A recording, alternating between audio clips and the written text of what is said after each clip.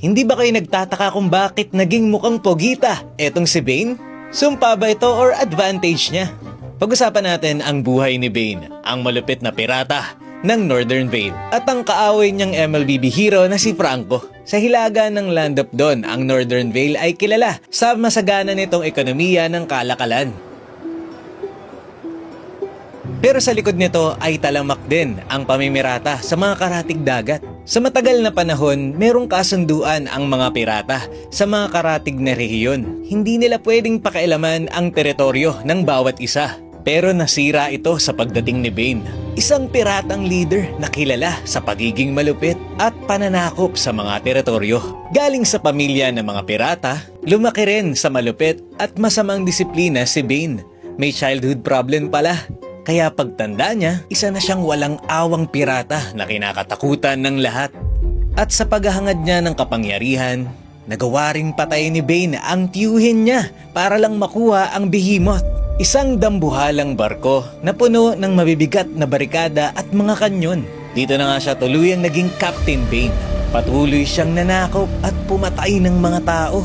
At unti-unti ring lumaki ang mga nasasakupan niya na tinawag namang Black Sharks.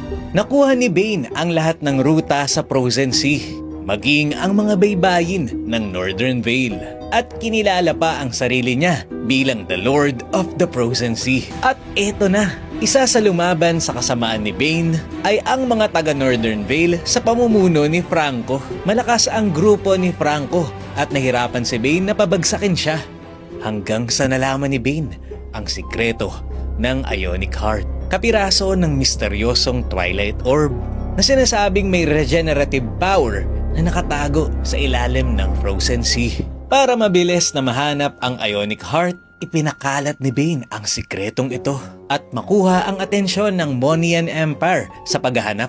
Nagpanggap din siyang nag-alok ng kapayapaan kay Franco at magkasama daw nilang pamunuan ang Frozen Sea. Gagamitin niya ang dalawang hukbong ito para makuha ang Ionic Heart. May mga ganyang tao talaga no? Gagamitin ka lang kasi may kailangan sa'yo. Pumabor ang lahat sa plano ni Bane.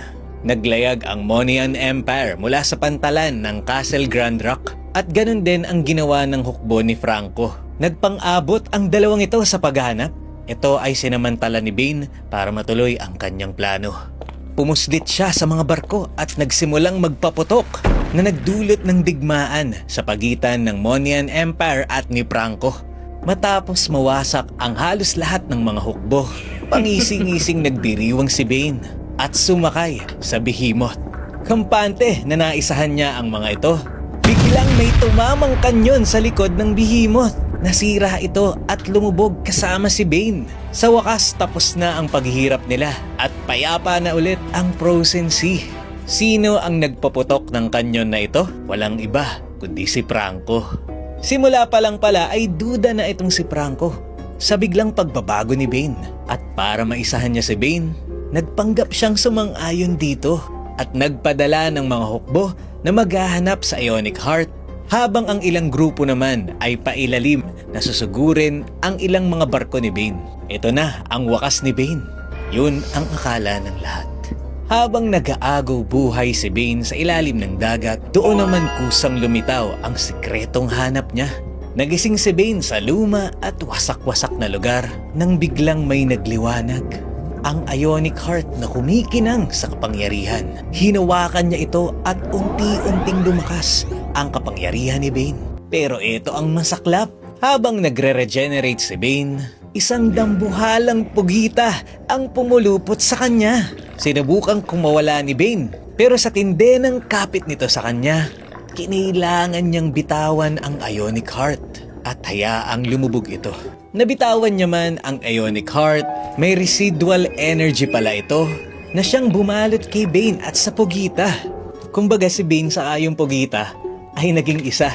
Sa muling pagkabuhay ni Bane, suot ang kanyang bagong lakas at anyo, hudyat na muli ng pagkawasak sa Northern Vale.